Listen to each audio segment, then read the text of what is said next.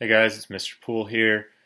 Today we're going to continue talking about the Gilded Age, but we're talking about politics in the Gilded Age with political machines and the Populist Party. So remember, the Gilded Age was a time in America where things on the outside seemed all good and rosy, and you had that gold, shiny exterior, but on the inside there were a lot of problems that weren't being addressed in society, and a lot of people really suffering because of different things like political corruption. So today's lecture is going to focus on that political corruption, what it looked like, and the response to that political corruption.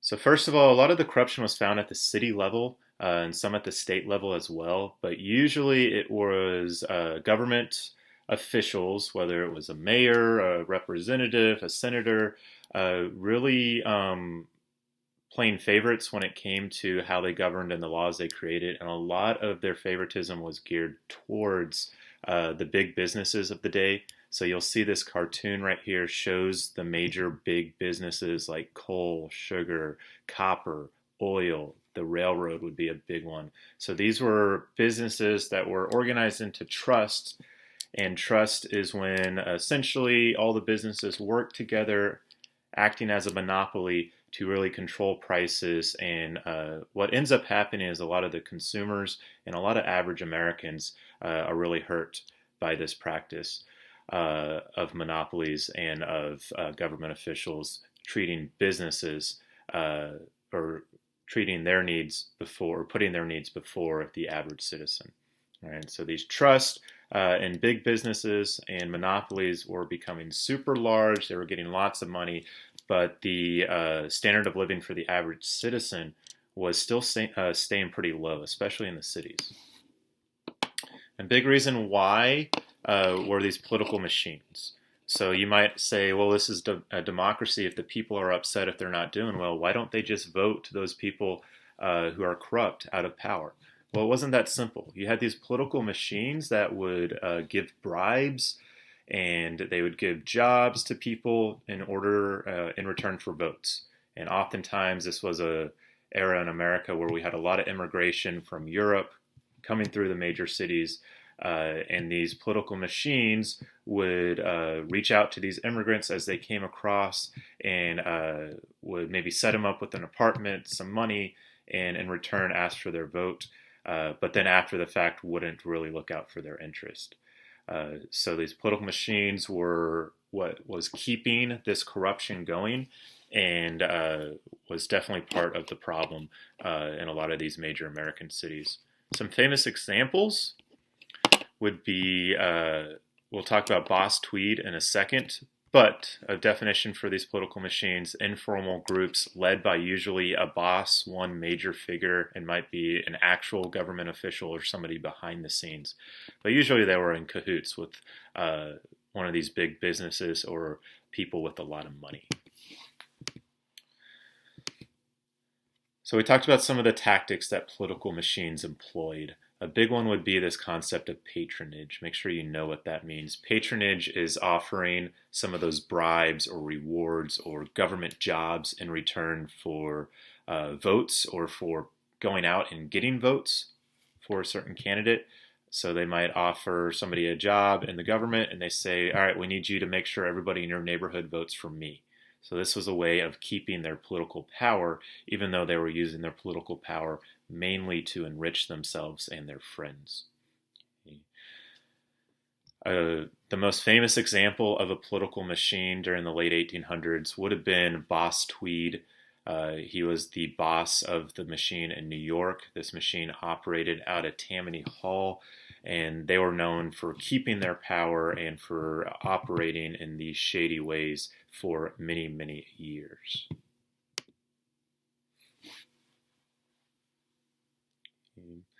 So like I said, this was happening predominantly at the city level, and sometimes that trickled its way up to the state level as well.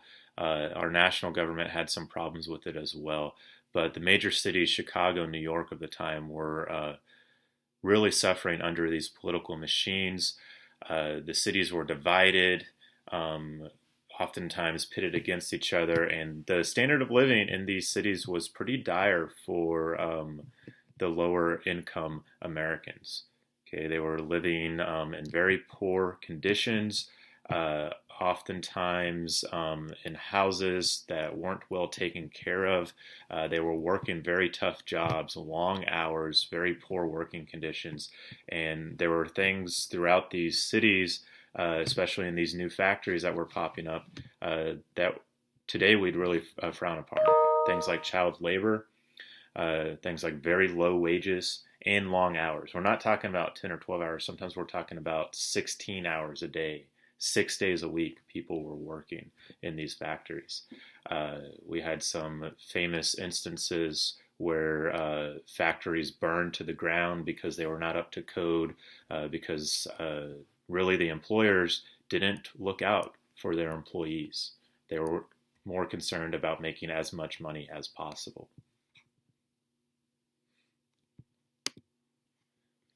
But again, these political machines were able to stay in power because they were offering these bribes, because they were offering patronage to their friends and to people who could help gather up votes for them in return. Okay. It later came out that Boss Tweed and the Tweed Ring or Tammany Hall had defrauded New York City and the taxpayers of millions of dollars. There was a famous reporter, Thomas Nass, that exposed this story. And essentially, this taxpayer money that was meant to be used to serve the citizens of New York was instead being handed out to the friends of this political machine, to the friends of Boss Tweed. Some famous cartoons of the day. Specific example, you had tax collectors. And these government jobs, they were a lot better than these factory jobs. They paid better. They had retirement pension. So you would want one of these jobs, but usually to get one, you'd either need to know somebody within the political machine, or you would have to kind of accept a bribe and then offer something in return. All right. So if you did not bring the votes that they expected, if you did something that they disagreed with, you would lose that government job. So that's really how they kept their political power. However, we start to see things change. Congress at the national level did pass the Pendleton Act in 1883, and this made sure that these political jobs were given to people based on merit and not just based on who your brother-in-law was, for example, or just given a job to your son or your neighbor. Okay. Now Congress passed this law, we still saw, especially in a lot of these cities, they still were not obeying this law. But you saw there was a movement nationally to make sure that patronage was being brought to an end. Hmm. So, what did the American people do about this? There's a lot of corruption. It's hard to infiltrate these political machines. It's hard to vote them out of power because of the way they operated. So, in response, we see the Populist Party is born. So, the two major parties were operating within the machine. People were becoming frustrated with the two major parties, which at the time were the major parties of today, the Democrats and the Republicans. So instead, you see this third party form, and the Populist Party had very specific goals. Okay. First of all, the Populist Party was composed of farmers and industrial workers. And these were low-income Americans who felt they were getting the short end of the stick. They felt abused by the wealthy, and they felt like wages were too low, prices were too low, and they were just barely scraping by. So they organized politically, and they have a very clear agenda. First of all, they wanted the coinage of silver. Okay, so back then we were on the gold standard, so every dollar had to be backed up by gold. And what that did, that limited the money supply in the country. And since most of the money at this time was controlled by the monopolies and the trust, there was not enough money for everybody else. So the coinage of silver, in theory, would help with the distribution of money and would introduce new money into the system. There could be some other potential problems in the future with coining silver, such as inflation. But today we're no longer on the gold standard, and we've been able to deal with things like inflation through other methods. All right, so this goal was, in a way, trying to redistribute the wealth of the nation. Government regulation of railroads. The railroads were a trust and a monopoly that were operated in a way that really hurt a lot of farmers because they were all in cahoots in terms of offering the same prices, and because major railroads, were controlled by one company, they knew that the farmers needed the railroads to transport their goods in order to sell their goods to people that were living in the cities. And they knew that they could charge a lot of money. Okay, they could charge a lot of money for this transportation, whether it was people, whether it was actual goods. And they were charging so much money that a lot of these farmers, especially, were hardly making anything off of their crops, off of their harvests. So they wanted government regulation of the railroads. They wanted these trusts to be broken apart, and they wanted fair pricing. They wanted to do away with this price gouging that the railroads had implemented. They also wanted direct election of senators. Back then, senators were chosen by state legislatures instead of directly by the voters. So there was a big push for an amendment to have direct election of senators. So they would represent the people and not just the wealthy government officials of the various states. And finally, they wanted an income tax. Okay, they wanted the income specifically of those wealthy Americans to be taxed more. So this graduated income tax, this would bring more money into the government that could be used to help out the average American. And this would ensure that the money wouldn't stay in the pockets of those super wealthy Americans. Now, the Populist Party starts to form in the late 1800s. In the 1890s, they have some success we'll talk about in a second. But many of the people that formed the Populist Party and were members for years, if not decades, they didn't see any of their goals met in their lifetime. But what would happen is they would become such a powerful political force that eventually they'd be incorporated into the mainstream parties, first the Democratic Party and then the Republican Party.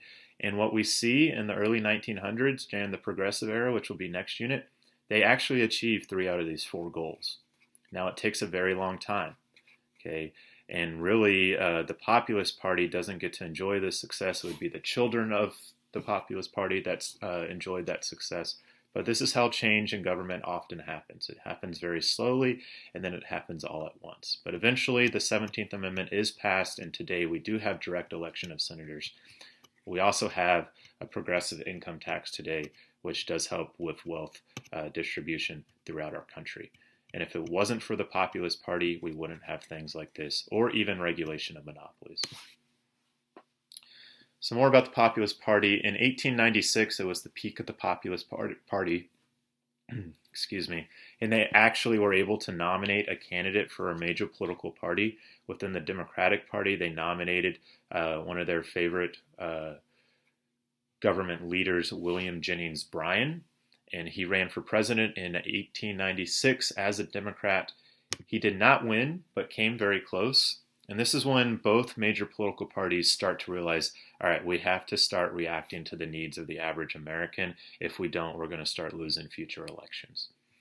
And what you see is much of rural America at the time, okay, the South, parts of the Midwest, voted for William Jennings Bryan, and were definitely wanted a lot of these changes implemented that the Populist Party was advocating for.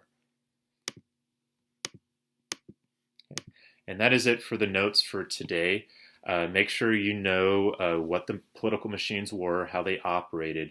Know that there was a lot of political corruption during the Gilded Age, and that's a big reason why we had this rotten interior in America, because we had these monopolies, big businesses that were really taking advantage of workers and consumers. And in response, the American people rose up and they demanded change. And that change did not happen all at once. It was very slow, but eventually a lot of their goals were achieved, even if it did take 20 or 30 years. Thank you.